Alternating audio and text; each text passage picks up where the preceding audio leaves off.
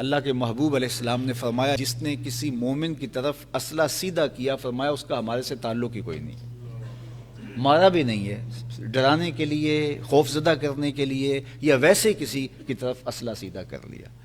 یہ بعض کا چھوٹے بچے ہوتے ہیں اور وہ پستولیں، نقلی پستولیں لے کے یوں چلا رہے ہوتے ہیں، تو بعض کا ماں باپ خوش ہو رہے ہوتے ہیں کہ یہ بچہ کھیل رہا ہے۔ بچوں کی وہاں نفی کرنی چاہیے، اگرچہ وہ نقلی اسلحہ ہے تو وہ کسی کی طرف سیدھا کرنا اور وہ لکڑی کی گولی بھی کسی کو مارنا، تو یہ ٹریننگ ہے کسی کی طرف اسلحہ تاننے کی۔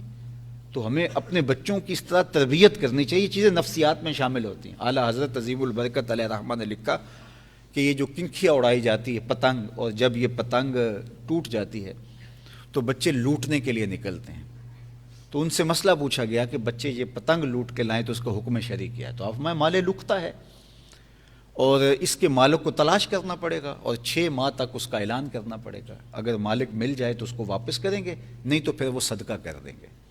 چونکہ یہ تمہاری ملک ہی نہیں ہو سکتی ہے۔ تو بعض کا ہم بچوں کو تھپکی دیتے ہیں کہ یہ بڑا استاد نکلا اور بڑا تیز اور چالاک اور ترار نکلا کہ وہ اتنی پتنگیں لوٹ کے لیا، اور اس کو ہم کبھی جرم ہی نہیں سمجھا۔ دیکھو آج جو پتنگ لوٹتا ہے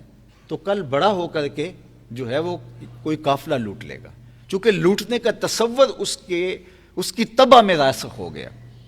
تو جب بھی جرم شروع ہوتا ہے تو وہ بڑے پیمانے پر نہیں شروع ہوتا، جرم چھوٹے پیمانے سے شروع ہوتا ہے۔ چھوٹے پیمانے سے اگر اس کی نفی کر دی جائے تو وہ بڑے دائرے میں داخل ہی نہیں ہوتا۔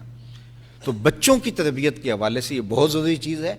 کہ بچوں کو نقلی پستول بھی کسی کی طرف کر کے چلانے کی اجازت آپ نہیں دیں گے،